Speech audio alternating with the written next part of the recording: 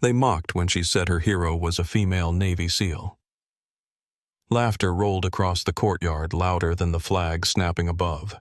She stood calm, silent, unshaken. Then the gate clicked, and a woman walked in. Commander Kovalenko. And every voice went still. The sun rose sharp and golden over the schoolyard, painting the rows of concrete with long lines of light. Monday morning flag ceremonies were always the same, hundreds of students standing in neat columns. Teachers clustered near the podium, the faint rattle of a microphone that never quite worked right.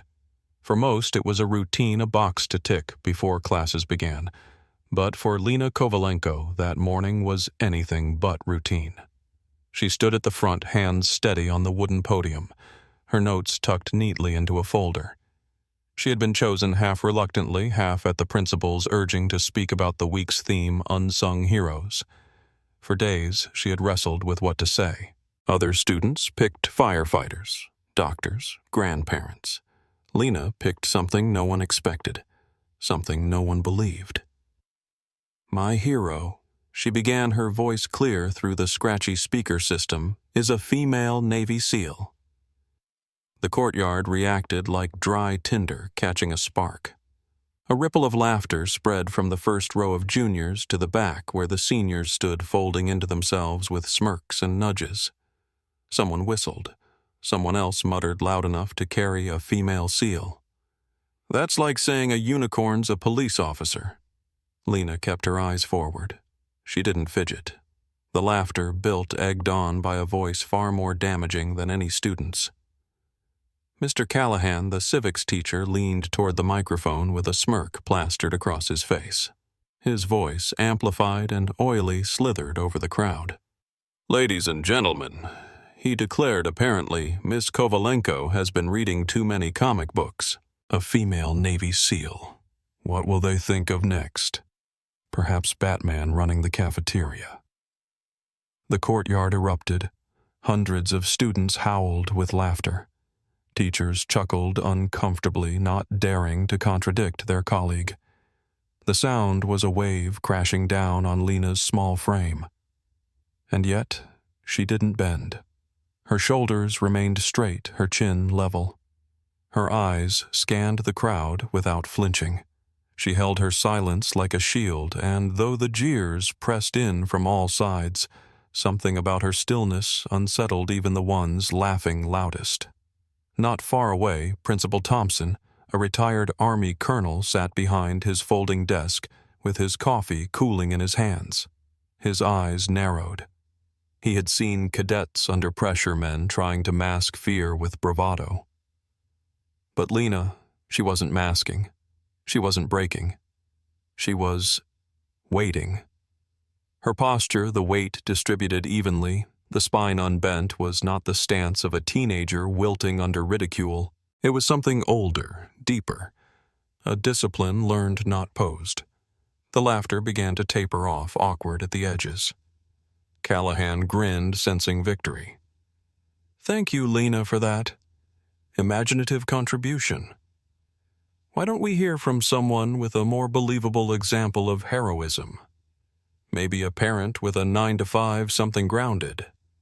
He gestured with mock courtesy for her to step away. The insult was final, intended to bury her. Lena gave a small nod. Not agreement, not shame, just acknowledgement. She closed her folder, stepped back from the podium, and walked toward her place in line. Her movements were precise, efficient. No slump of defeat, no rush to escape. The silence around her wasn't the silence of humiliation. It was the silence of patience. The courtyard shifted uneasily. The joke had landed, but the laughter had soured, and then the gates opened. Not with a bang, not with a dramatic slam, just a deliberate, quiet click, audible even across the courtyard. Heads turned instinctively. A woman walked through. She wasn't tall, nor was she dressed to impress. Simple dark jeans, sturdy boots, a gray t-shirt. Her hair was pulled back in a functional ponytail. No medals, no insignia. Nothing that screamed authority. And yet the moment she crossed the threshold, the air changed. The rows of students stiffened without meaning to. Teachers shifted their weight uncertain. The atmosphere thickened like a storm rolling in without clouds. Behind her, two men followed broad-shouldered, silent. They wore the same plain clothes, but their presence radiated containment energy, coiled and waiting. They didn't need to speak. They didn't need to step forward. Just being there was enough to alter the gravitational pull of the space. The woman's eyes swept across the courtyard once, pale blue, clear and cutting. They weren't angry. They weren't even accusatory. They were assessing. Every student felt them. Every teacher. Even Callahan, who suddenly found his throat dry. Her gaze landed squarely on him. The smirk drained from his face. The silence deepened until the only sound was the faint snap of the flag overhead. From the side of the yard, Principal Thompson rose. His chair scraped against the concrete as he walked forward, each step heavy with meaning. He stopped beside the podium, his expression carved in stone. When he spoke, his voice carried the weight of decades in uniform. "Students, faculty," he began, "allow me to correct the record. What you see before you is not imagination. It is not fiction." He turned toward the woman. His tone shifted, not command now, but respect. "Commander Sofia Kovalenko, welcome." The word commander detonated like a charge. Gasps rippled through the courtyard. Lena froze mid-step. The name. Her name.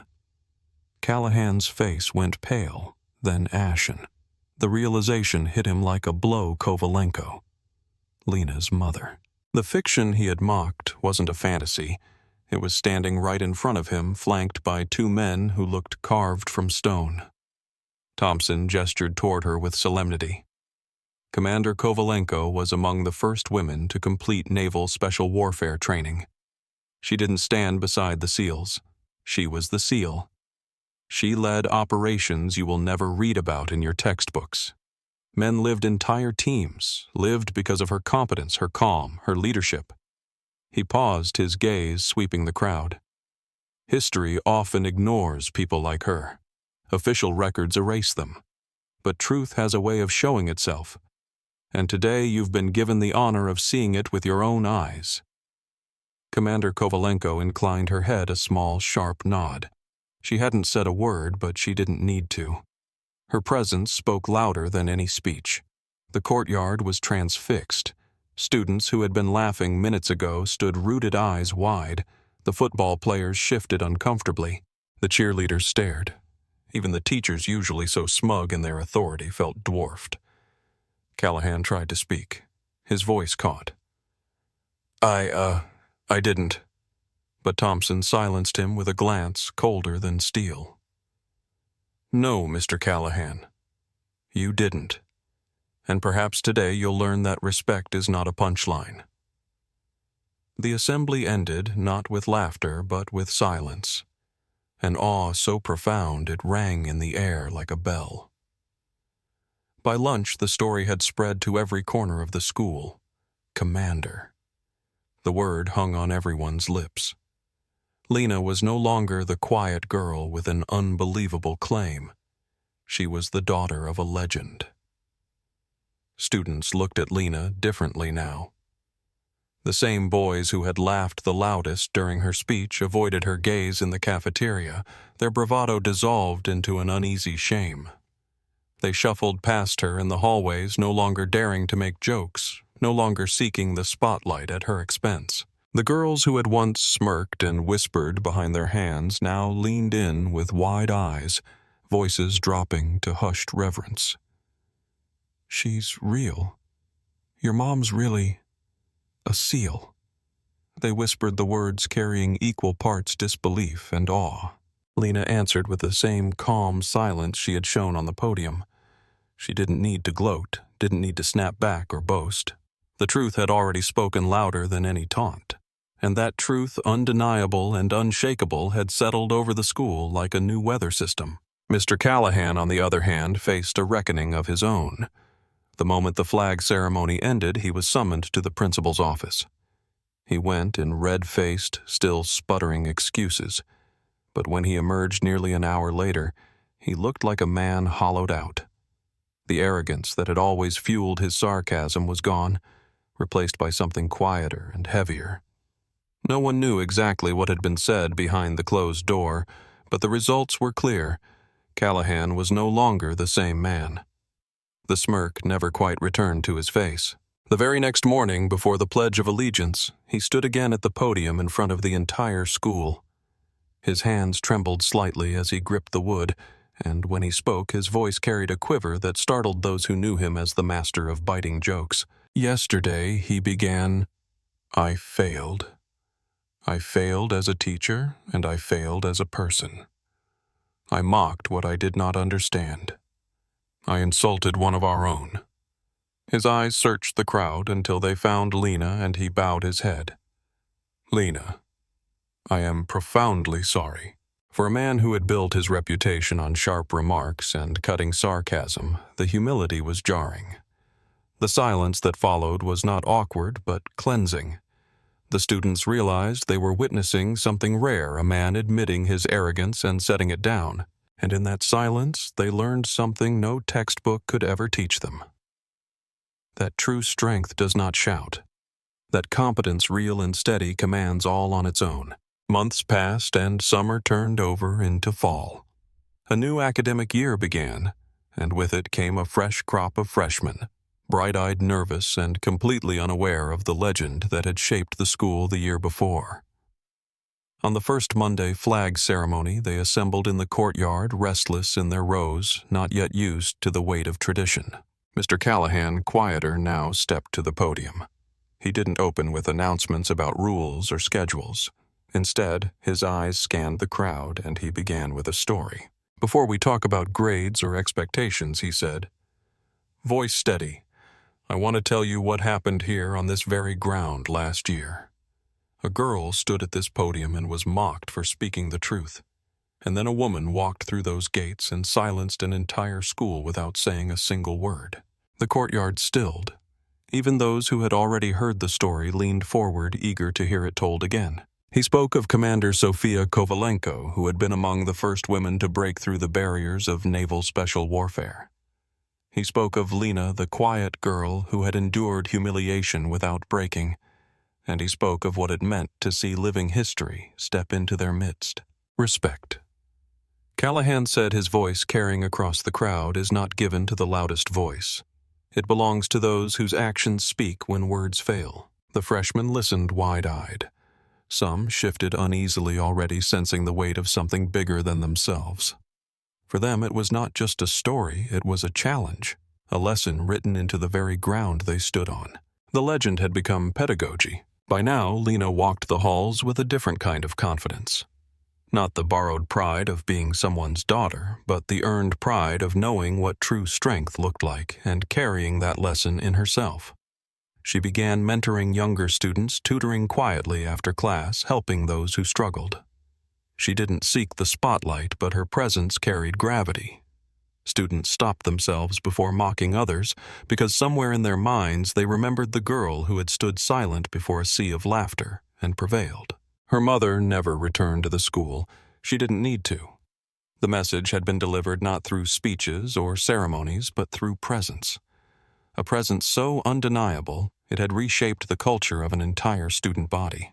And so a phrase began to circulate, whispered at first, then passed along with growing conviction. "Be a Kovalenko." It wasn't a slogan on a banner, nor an official motto, but it lived in the hallways and in the way students treated each other. Be stronger than you look. Be calmer than you feel. Let your actions be your only argument. That morning at the flag ceremony was never carved onto a plaque, never written into a yearbook caption. But it lived quietly, powerfully in the changed behavior of a humbled teacher, in the pride of a daughter, and in the respect of 1,000 students who had been given a glimpse of true legacy. Because the most powerful people in any room are rarely the ones shouting. They are the ones who can silence a courtyard of hundreds simply by walking through a gate. And everyone who had been there that Monday morning carried the memory like a mark, a reminder that strength does not need noise and that dignity once revealed leaves echoes that never fade.